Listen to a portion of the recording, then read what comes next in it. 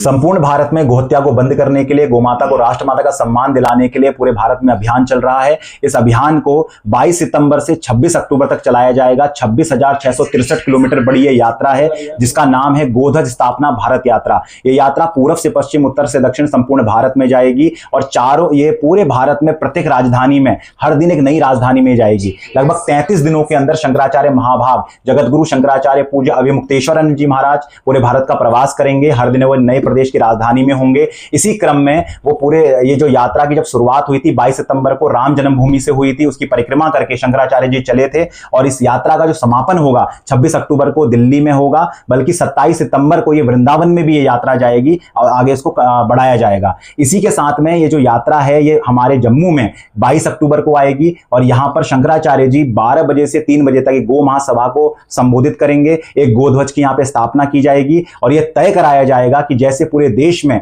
One nation one election की बात हो रही है, एक कॉमन कानून की बात चलती है, एक ऐसी बात की जाती है कि एक लॉ हो, एक कॉन्स्टिट्यूशन हो, ये बातें कही जाती हैं। तो इसी तरह से इस देश में अब एक कानून बने जो कश्मीर से लेकर कन्याकुमारी तक एक जैसा हो। जैसे आपको पता भी है जिस जम्मू में हम उपस्थित हैं, भारत का सबसे सशक्त कानून इसी प्रदेश में रहा है और महाराजा हरि सिंह ने जब वो कानून बनाया था जम्मू कश्मीर का, उसमें गोहत्या तो प्रतिबंधित थी, साथ में आप गोवंश की ट्रैफिकिंग भी नहीं कर सकते, स्लॉटर के लिए कहीं नहीं ले जा सकते। तो 370 आने के कई मायने हो सकते हैं। उसमें एक मायना यह भी रहा कि यह कानून कहीं ना कहीं निरस्त हो गया। इसलिए शंकराचार्य जी ये चाहते हैं कि अब पूरे भारत को एकीकृत किया जाए, सभी प्रदेश एक साथ मिलें और इस देश में जो केंद्र सरकार को यह बात निर्देशित की जा रही है कि अब गोहत्या स्वीकार नहीं की जाएगी और गोमाता को राष्ट्रमाता का सम्मान दिलाने के लिए इस देश में काम किया जाएगा। इसके लिए यात्रा जब 22 अक्टूबर को यहां आएगी तो आप सब उससे जुड़ें और अधिकाधिक जम्मू की जो धर्म प्रेमी जनता है, मां वैष्णो देवी के भक्त हैं, ये पूरे हमारे सनातनी हैं, सभी से जुड़ें और गोमाता को राष्ट्रमाता का सम्मान दिलाकर गोहत्या के इस कलंक को मुख से भारत को मुक्त कराएं।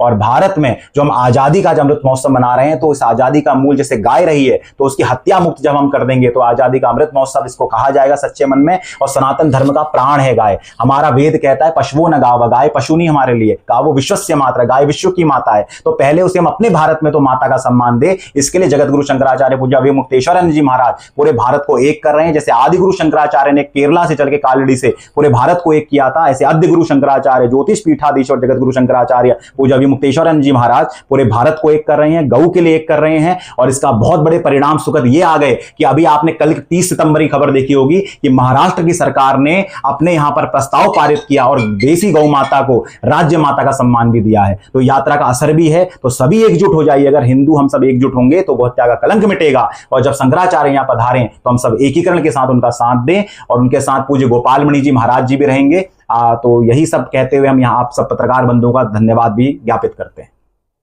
हमने गौ माता की बात की जी। कई लोग हमने देखा है कि वीडियो में कि रास्ते में भी कई लोग गो को करके श्रीनगर तक ले जाते हैं, क्या कहना चाहिए? जी देखिए, काउ ट्रैफिकिंग की जो बात आप कह रहे हैं गोहत्या के लिए, ये अमूमन पूरे देश में हो रहा है। अब यहाँ का जो परिदृश्य है सेम परिदृश्य पूरे भारत का। हम तो अभी थोड़ी देर पहले प्रोटेस्ट किया गाय गुड़े मोड़ से जी जी जी जी जी जी जी लगभग जो आप ये घटना कह रहे हैं ना, अभी हम आ गए, हम पूरब से होकर आ रहे हैं। पूरब में हमने इसका विरोध देखा वहां पे कई जगह पे। आप दक्षिणी जगह पे जाइए, कई तरह का विरोध दिखेगा। इसकी प्रॉब्लम यही है, जब इतना सशक्त कानून अगर निरस्त हो गया ना तो ऐसा तो और ज्यादा बढ़ना ही बढ़ना है। इसीलिए हम चाहते हैं कि कॉमन कानून बना दिया जाए, बात ही खत्म कर दी जाए राज्यों की, इसे केंद्र सूची का विषय बनाया जाए।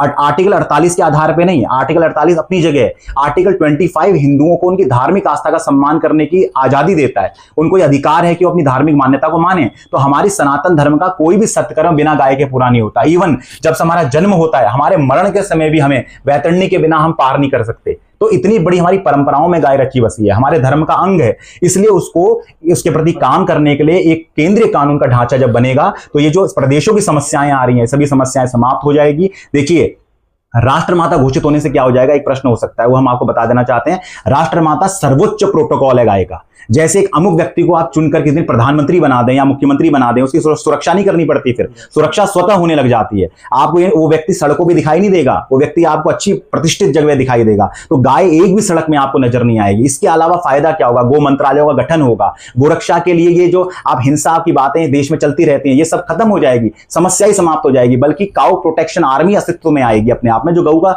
रक्षण करेगी, सुरक्षा करेगी। इसके आगे बढ़कर गऊ का संस्कार तिरंगे से लपेट के किया जाएगा। तो इससे बड़ा सम्मान कुछ नहीं हो सकता, इससे बड़ा समाधान कुछ नहीं हो सकता। तो शंकराचार्य जी की इस मांग से पूरे देशवासी जुड़े और भारत की सरकार इस काम को करे, गोमाता को राष्ट्रमाता का सम्मान दिलाए। 26 अक्टूबर तक अगर ये काम नहीं होता है तो 7, 8, 9 नवंबर 3 दिवसीय जो है गोपाष्टमी, गाय की पूजा का सबसे बड़ा दिन है। शंकराचार्य जी पूरे भारत का राष्ट्रव्यापी अभियान इस देश की राजधानी दिल्ली में करेंगे और 3 दिन के उस कार्यक्रम में निश्चित किया जाएगा कि अब कोई भी हिंदू गोहत्या स्वीकार नहीं करेगा और गोमाता राष्ट्रमाता बनेगी।